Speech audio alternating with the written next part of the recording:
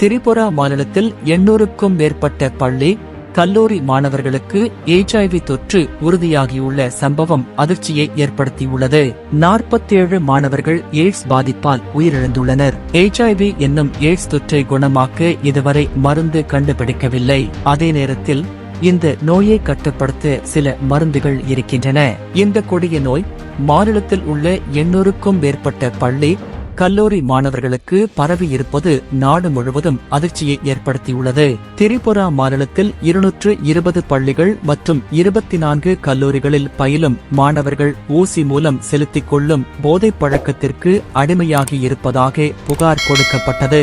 அதன் அடிப்படையில் நடைபெற்ற சோதனையில் 828 மாணவர்களுக்கு HIV தொற்று இருப்பது கண்டறியப்பட்டது.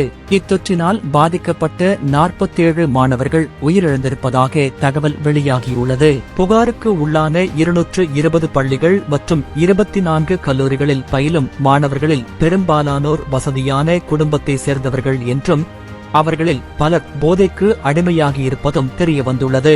ஒரே ஊசி மூலம் பலர் போதை மருந்தை உடலில் செலுத்திக் கொள்வதால் HIV பரவியிருக்க வாய்ப்புள்ளதாக கூறப்படுகிறது.